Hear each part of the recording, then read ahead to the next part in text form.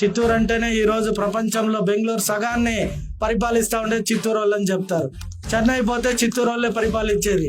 ఈ భారతదేశంలోనే ప్రధాని గారే చిత్తూరు నుండి ఎన్నికైన మా నాయకుడు నారా చంద్రబాబు నాయుడు గురించి చాలా గొప్పగా అనేక సభల్లో చెప్పాడు. అంతకంటే ಚಿತ್ತೂರು వాళ్ళకి ಬೇರೆ ఎవరో ಕಿರೀಟಾలు పెట్టాల్సిన ಏನ್ ತಾನು ತಾವು ಹೇಳಿಕೆ ಕೊಟ್ಟಿದ್ದೀರಲ್ಲ, ಬೆಂಗಳೂರನ್ನ ಆಳ್ತಾ ಇದೀವಿ ನಾವೇನೆ ಬಹುಪಾಲ್ ಚಿತ್ತೂರವರು ಅಂತ. ಬಾಪ, ಎಲ್ಲಿ ಆಳ್ತಾ ಇದ್ದೀರಾ ನೀವು? ದುಡ್ಡು ಮಾಡ್ತಾ ಇದ್ದೀರಾ, ಲೂಟಿ ಹೊಡಿತಾ ಇದ್ದೀರಾ ರಿಯಲ್ ಎಸ್ಟೇಟ್ ಅಲ್ಲಿ. ಇವತ್ತು ಸಾವಿರಾರು ಕೋಟಿ ನೀನು ಎಲ್ಲೆಲ್ಲಿ ಬೇಕು ಅಕ್ರಮ, ನಾವು ಅದ್ರ ಬಗ್ಗೆ ಮಾತಾಡ್ತಾ ಇಲ್ಲ. ಓಪನ್ ಸೀಕ್ರೆಟ್ ವೈಟ್ ಫೀಲ್ಡ್ ನಲ್ಲಿ ನೂರಾರಲ್ಲ ಸಾವಿರಾರು ಕೋಟಿ ಅಕ್ರಮ, ನಿಂದು ದಾಖಲೆ ಸಮೇತ ಬೇಕಾದಷ್ಟಿದೆ ನಿನ್ನ ಅಕ್ರಮಗಳು. ಯಾರು ನಿನ್ನ ಅಕ್ರಮ ಬಗ್ಗೆ ನಾವು ಮಾತಾಡ್ತಾ ಇಲ್ಲ.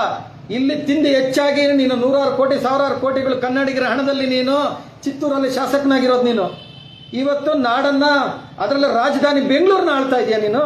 ಬೆಂಗಳೂರಿನ ಪಾಳೆಗಾರನ ನೀನು? ಇದನ್ನ ನಾವು ಸಹಿಸೋದಿಲ್ಲ.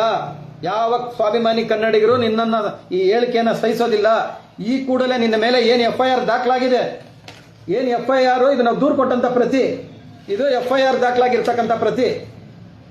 ಶಾಸಕರಾಗಿರ್ಬೋದು, ನಮ್ಮ ನೆಲಕ್ಕೆ ನೀನೇನಾದರೂ ದ್ರೋಹವಾಗಿ ಮಾತಾಡಿದ್ರೆ ನಿನ್ನ ಮೇಲೆ ಇವತ್ತು ಬರೀ FIR ಮಾತ್ರ ದಾಖಲಾಗಿದೆ. ಇದಿಷ್ಟಕ್ಕೆ ನಿಲ್ಲೋದಿಲ್ಲ, ಇದು FIRಗೆ ನಾವು ಮುಗಿಸೋದಿಲ್ಲ. ನಿನ್ನನ್ನ ಈ ರಾಜ್ಯದಲ್ಲಿ ನೀನು ಯಾರು, ನೀನು ಎಲ್ಲಿಂದ ಬಂದೆ, ನಿನ್ನ ಕಥೆ ಏನು, ನೀನು ಪಾಳೆಗಾರನ, ಬೆಂಗಳೂರಿನ ಆಳಕ್ಕೆ ನೀನೇನು ಪಾಳೆಗಾರನ ನೀನು? ನಿನ್ನ ಸಮಸ್ತ ಮಾಹಿತಿಯನ್ನು ಬಿಚ್ಚಿಡಬೇಕಾಗ್ತದೆ. ನಿನ್ನ ಶಾಸಕನಾಗಿರ್ಬೋದು ನೀನು ಚಿತ್ತೂರಲ್ಲಿ, ಇಲ್ಲಲ್ಲ, ನಿನ್ನ ಪಾಳೆಗಾರಿಕೆ ಅಲ್ಲಿಟ್ಕೋ, ಚಿತ್ತೂರಲ್ಲಿ ಇಟ್ಕೋ. ಅರ್ಥ ಆಯ್ತಾ? ಈ ಕನ್ನಡಿಗರನ್ನ ನೀನು ಎದುರಾಕೊಂಡ್ರೆ, ನೀನು ನಮ್ಮ ನಾಡಿನ ಕನ್ನಡಿಗರನ್ನ ಎದುರಾಕೊಂಡ್ರೆ ನಿನ್ನ ಸಾವಿರಾರು ಕೋಟಿ ಕಂಪನಿ ಮುಚ್ಕೊಂಡು ಹೋಗ್ಬೇಕಾಗ್ತದೆ. ಅರ್ಥ ಆಯ್ತಾ? ಇದು ನೇರವಾಗಿ ಎಚ್ಚರಿಕೆ ಕೊಡ್ತಾ ಇದ್ದೀವಿ ನಿನಗೆ, ನೇರ ಎಚ್ಚರಿಕೆ. ಇನ್ನೊಮ್ಮೆ ನೀನು ಕನ್ನಡಿಗರ ಬಗ್ಗೆ ಮಾತಾಡ್ಬೇಕಂದ್ರೆ, ನಾಡಿನ ಬಗ್ಗೆ ಮಾತಾಡ್ಬೇಕಂದ್ರೆ ನಾಲಿಗೆ ಬಿಗಿ ಹಿಡಿದು ಯೋಚನೆ ಮಾಡಿ ಮಾತಾಡ್ಬೇಕು. ತಿಂತಾ ಇರ್ತಕ್ಕಂಥದ್ದು ಕನ್ನಡಿಗರನ್ನ.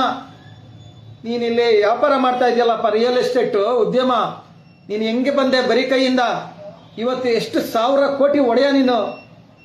ಇಲ್ಲಿನ ಬಿಲ್ಡರ್ಗಳಿಗೆ ಗಾಡ್ ಫಾದರ್. ಎಲ್ಲ ಗೊತ್ತಿದೆ, ಎಲ್ಲ ಗೊತ್ತಿದ್ದೇ ಮಾತಾಡ್ತಾ ಇದ್ದೀವಿ.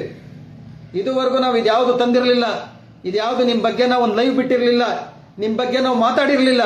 ಇವತ್ತು ಮಾತಾಡಬೇಕಾದಂತ ಪರಿಸ್ಥಿತಿ ಬಂದಿದೆ. ಯಾಕಂತಂದ್ರೆ ನಾಡಿನ ಬಗ್ಗೆ ನೀನು ಬೆಂಗಳೂರಿನ ಆಳ್ವಿಕೆ ನಡೆಸ್ತೀನಿ ಅನ್ನೋ ಮಟ್ಟಕ್ಕೆ ನೀನು ಹೇಳಿಕೆ ಕೊಡ್ತಾ ಇದೆಯಾ ಅಂತಂದ್ರೆ, ಇನ್ನ ನಾವು ಸುಮ್ಮನೆ ಕೂತ್ಕೊಂಡು ನೋಡ್ತಕ್ಕಂಥ ನಾಡಿನ ಮಕ್ಕಳು ನಾವಲ್ಲ, ಇದನ್ನ ಸಹಿಸ್ತಕ್ಕಂಥ ನಾವಲ್ಲ. ನೀನು ಎಷ್ಟೇ ಸಾವಿರ ಕೋಟಿಗೆ ಬದುಕಿರೋ, ನೀನು ಶಾಸಕನಾಗಿರೋ, ನೀನು ಎಷ್ಟೇ ದೊಡ್ಡ ಮಟ್ಟದಲ್ಲಿರೋ, ನಿನ್ನನ್ನ ಬಿಡ ಅಂತ ಪ್ರಶ್ನೆ ಇಲ್ಲ.